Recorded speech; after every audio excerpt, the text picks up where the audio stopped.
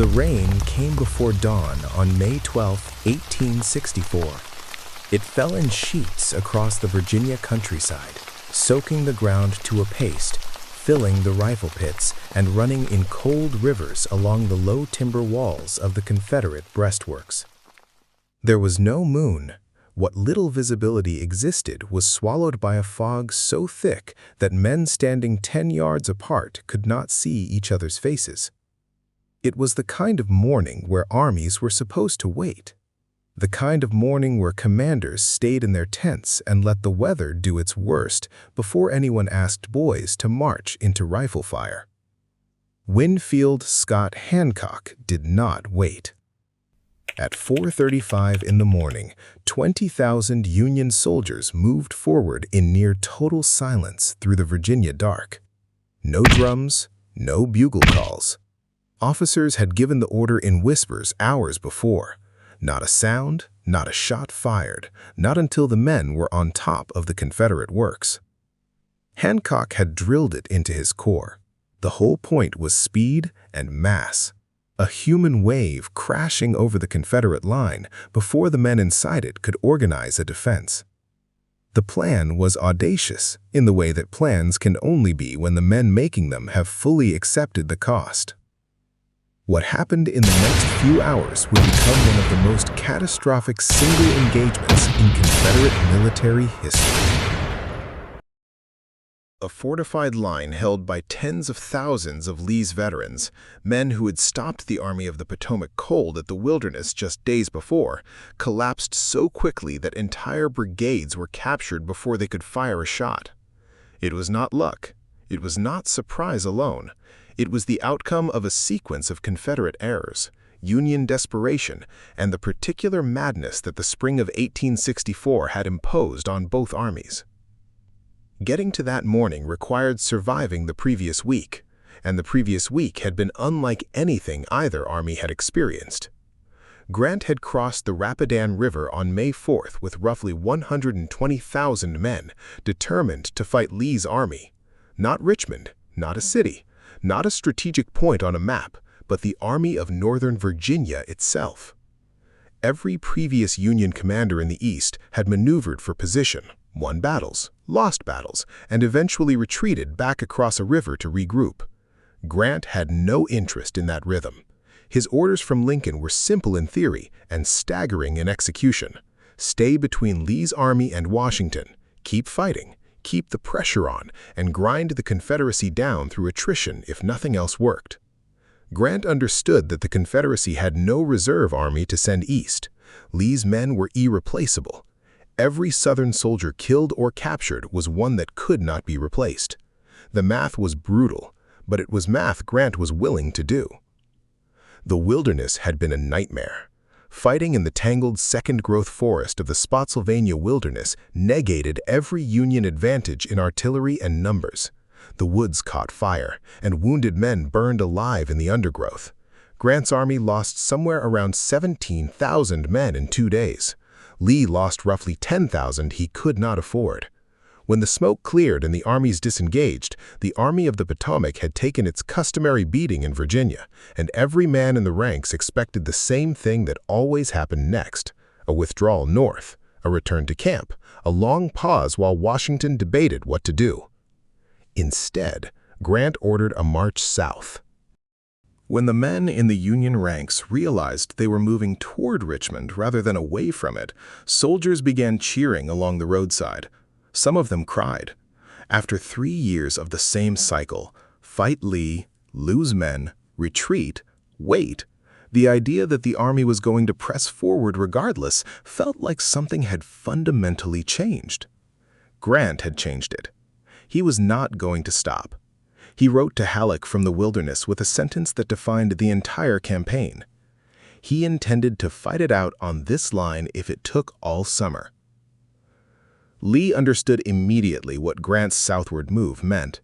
He had to beat the Union Army to Spotsylvania Courthouse or lose control of the road network connecting his army to Richmond. Confederate infantry marched through the night of May 7th in a forced run, and they arrived ahead of the Union columns by a margin so close that the first cavalry skirmishes began almost as the last Confederate troops reached their positions. Over the next several days, Lee's engineers and his men constructed what became one of the most elaborate field fortifications of the war. A continuous line of earthworks, headlogs, and traverses stretching roughly 4 miles across the Virginia countryside. One section of that line became the problem that nearly ended the Army of Northern Virginia. The Confederate position, when viewed from above, formed an irregular shape. Most of Lee's line ran in a relatively straight east-west orientation, well suited to defense. But at one point, a bulge in the terrain pushed the Confederate works out in a large northward arc nearly a mile deep and half a mile across at its widest.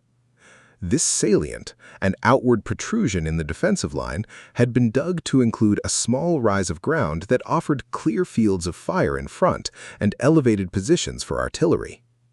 The engineers who sited it had their reasons. The men who were going to have to hold it had their doubts. A salient is a textbook vulnerability. Any force attacking into the center of a salient benefits from converging fire from 3 sides, while the defenders inside the arc are partially firing away from each other, unable to concentrate their fire across the nose. Senior Confederate commanders recognized this. General Edward Johnson, whose division held the salient, reportedly called it a slaughter pen and wanted it straightened. Lee overruled the recommendation, believing the commanding ground inside the salient was worth the risk.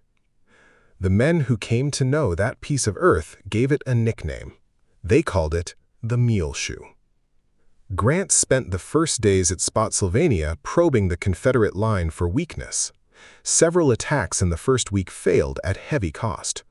On May 10th, a young colonel named Emory Upton led a hand-picked assault column of roughly 4,000 men against a section of the Confederate works on the western face of the Mule Shoe. Upton's attack was different from anything that had been tried before. Instead of a broad advance in line formation, which gave defenders time to pick off men across a wide front, Upton massed his men in a dense column and told them to run. No stopping to reload, no pausing under fire. Hit the works, go over the top, and exploit the breach before the Confederates could respond. The attack punched through the line, captured nearly 1,000 prisoners, and then collapsed when supporting troops failed to arrive in time. But Grant had seen enough. He told Meade he wanted the same principle applied at twice the scale. He pointed at the nose of the Mule Shoe. He wanted Hancock's entire Second Corps, 20,000 men, to replicate what Upton had done with 4,000. They would assault before dawn, in silence, and they would hit the salient at its tip with everything they had.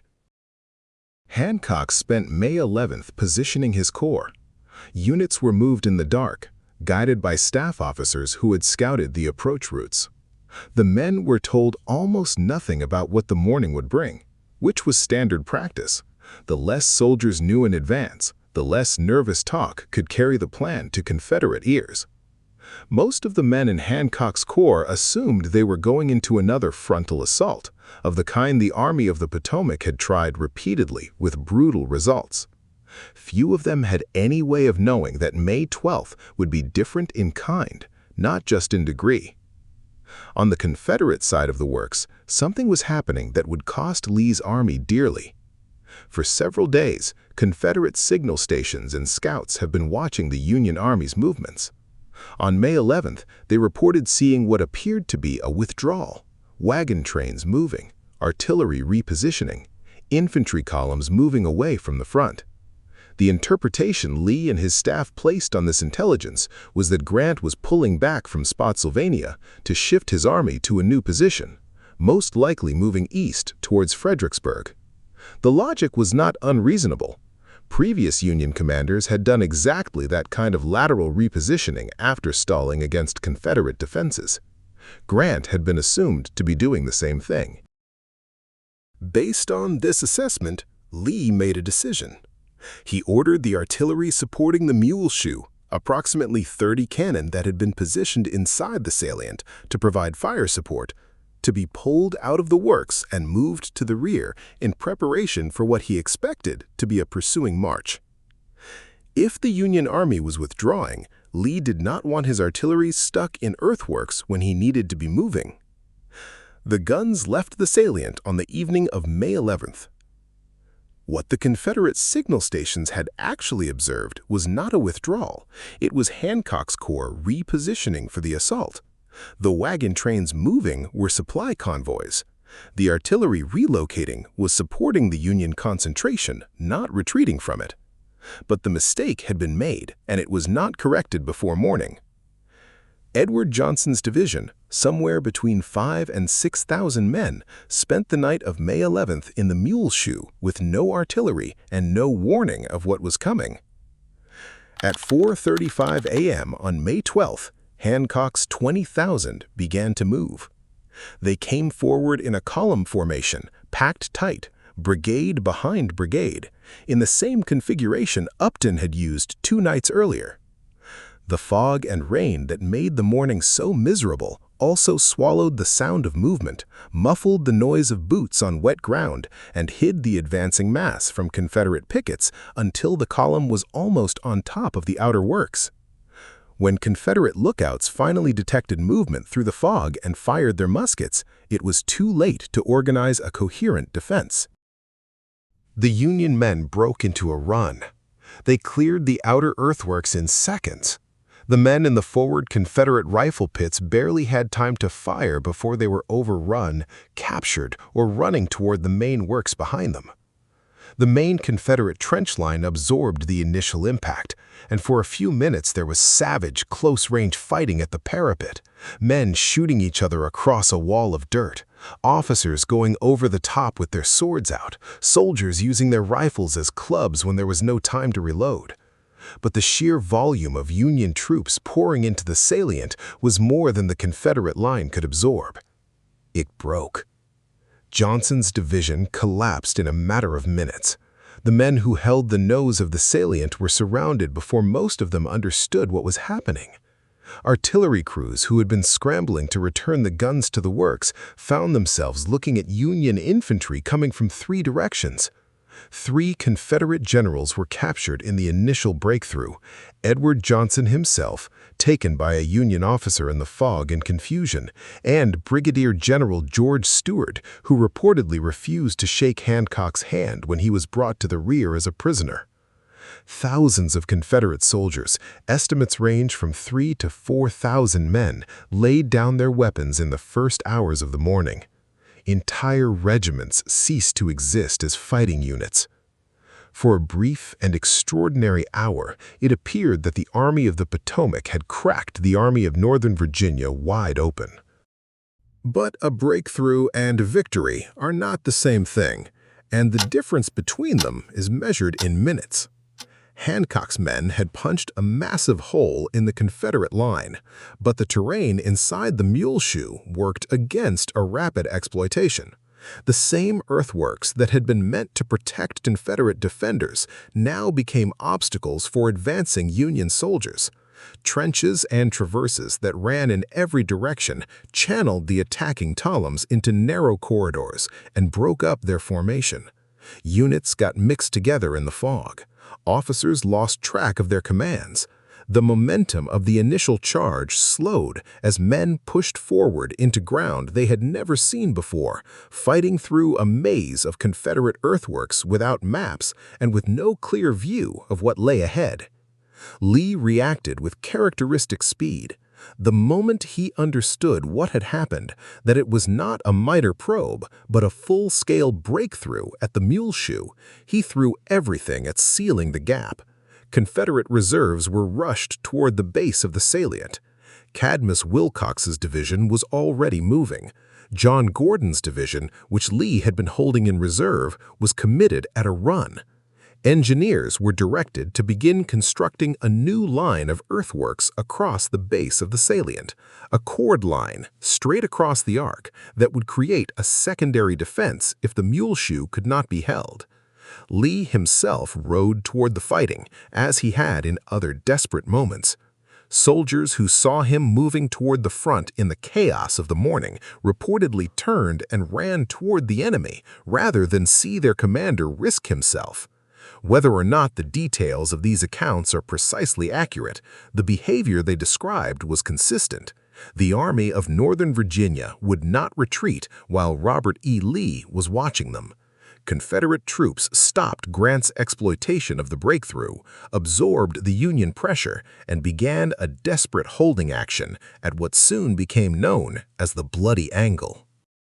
The Bloody Angle was a section of the Confederate works at the western shoulder of the Mule Shoe, where the fighting, once it concentrated, simply refused to end. For the next 18 hours, some accounts say 20, men fought across a log parapet in conditions that veterans of both sides later described as the most savage, sustained combat they ever witnessed. The earthworks at this point were perhaps 8 feet thick at the base.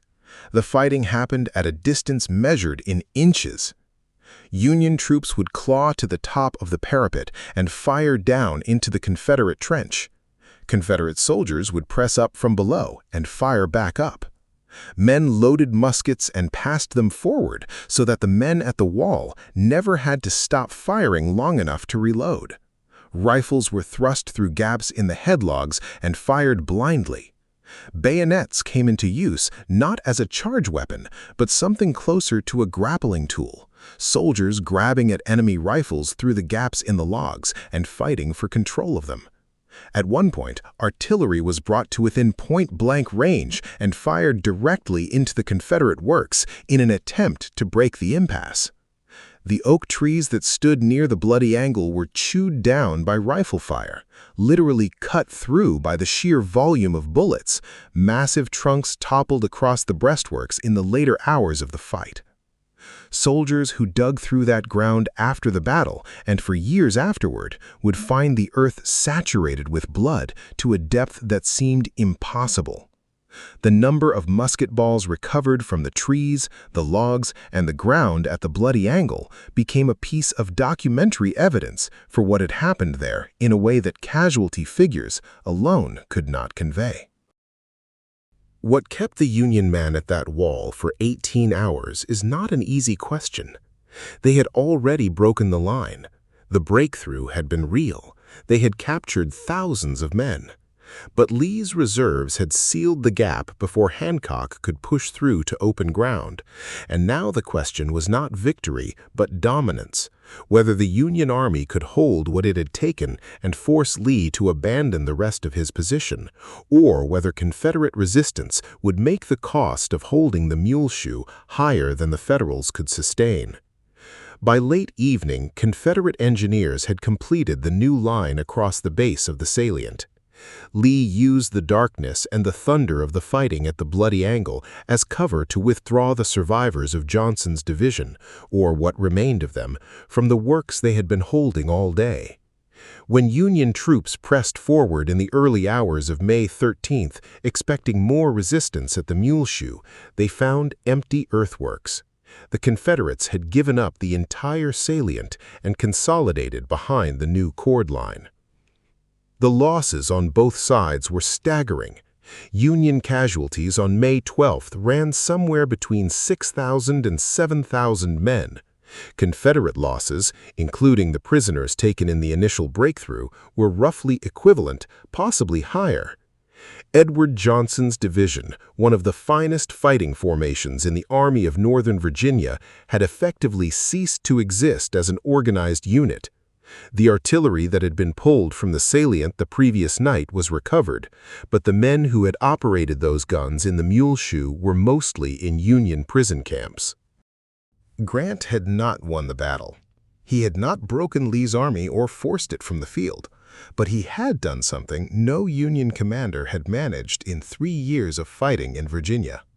He had inflicted on the Army of Northern Virginia a wound from which it did not fully recover. The loss of an entire division, the capture of 2 general officers, the destruction of irreplaceable experienced veterans, these were not losses Lee could absorb indefinitely. The Confederate Army could rebuild earthworks. It could not rebuild Edward Johnson's division. The Overland Campaign would grind on for another month before Grant crossed the James River and settled into the siege lines at Petersburg. Cold Harbor would come, with its ghastly Union losses. The names of the battles would accumulate through the spring and summer of 1864 until they blurred together in Northern newspapers, and the resolve of the Northern public became the central question of the war. Grant would face calls to resign, accusations of butchery, the same accusations that had followed him since Shiloh. He declined to stop. What happened at Spotsylvania on May 12th was, in the language of that campaign, a tactical draw that functioned as a strategic success. Grant had demonstrated that the Army of the Potomac could crack Lee's defenses, capture thousands of veterans, and absorb the counterattack that followed without retreating. He had demonstrated it at a cost that was terrible in human terms and acceptable in strategic terms. If you accepted Grant's logic, which was the logic of a man who understood that the Confederacy had fewer men to lose and that this arithmetic would eventually end the war. There is something worth sitting with in the specific nature of what went wrong for Lee on the morning of May 12th. He had built excellent defenses. His men were veterans who had stopped the Army of the Potomac in far more desperate situations. The works at the Mule Shoe were, by any engineering standard, formidable. What unraveled them was not an error of courage or an error of strategy in the large sense. It was an error of interpretation. Confederate signal officers misreading what they saw, Lee drawing a reasonable conclusion from faulty intelligence, and the guns leaving the salient the night before the assault. Remove the artillery from the Mule Shoe, and the men of Johnson's division had nothing to blunt the momentum of 20,000 soldiers running out of the fog. Those 30 cannon, had they remained in position, would have torn the Union columns apart before they reached the works. The attack might still have gone forward, it would not have gone forward the same way. Military history is full of moments that hinge on this kind of contingency. Not on heroism or failure of nerve, but on a misread message, a delayed order, a scout who saw what he expected to see rather than what was there. What made Spotsylvania different is the scale of the consequence. One intelligence error on the evening of May 11th shaped the entire month of May 1864, altered the losses both armies would carry into the summer, and contributed to the Confederate Army's eventual inability to hold Petersburg against a force that kept arriving in Virginia faster than Lee could destroy it. Hancock's men had done what Upton proved was possible 2 nights before. They had run at the problem rather than walking into it. They had given the Confederate defenders no time to think, no time to concentrate, no time to do anything except react to a wave of men already coming over the wall. The fog and the rain had helped. The removal of the artillery had been decisive. But the nerve required to amass 20,000 men in the dark and send them running toward Confederate earthworks without knowing exactly what they would find, that was Hancock's contribution, and it was not a small one. Winfield Scott Hancock was arguably the finest corps commander in the Union Army. Soldiers who served under him remembered the way he rode, conspicuous in the front, perfectly turned out even in the mud of Virginia, unwilling to command from behind. He had been badly wounded at Gettysburg during Pickett's charge and spent months recovering, insisting on returning to the field before his wound had fully healed. By May 1864, he was fighting in chronic pain, his wound periodically reopening, and he did not tell Grant. He simply commanded. The morning of May 12th was the high point of his career, the moment when everything his corps was capable of was expressed in a single dawn assault that shattered one of the best prepared defensive positions the Army of Northern Virginia had ever constructed. He never had another morning like it. The wound worsened through the summer. By the time the Petersburg siege settled into its grinding winter routines, Hancock was struggling to stay in the saddle. Eventually, he left field command and never held it again. History gave him Spotsylvania, and Spotsylvania was enough.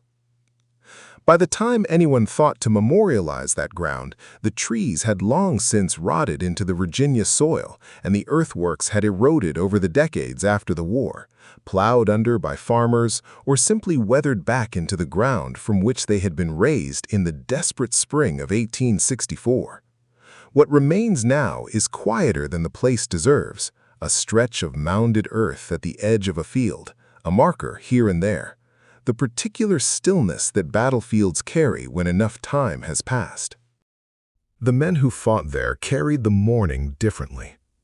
Those who wrote memoirs came back to it again and again, the fog, the silence before the charge, the roar of 20,000 men running out of the dark. Confederate survivors of the Mule Shoe described the moment the Union line appeared out of the fog as something outside ordinary military experience. A wall of men emerging from nothing. Union veterans of the Bloody Angle hours described the noise of musketry as so continuous it ceased to be individual sounds and became a single sustained note, like something heard rather than something experienced. They were not describing a victory at Spotsylvania. Grant had not won the field. Lee had not been destroyed. The war would go on for nearly another year. But they were describing a morning when 20,000 men ran into 60,000 men's prepared defenses and came out the other side, and what that cost everyone involved.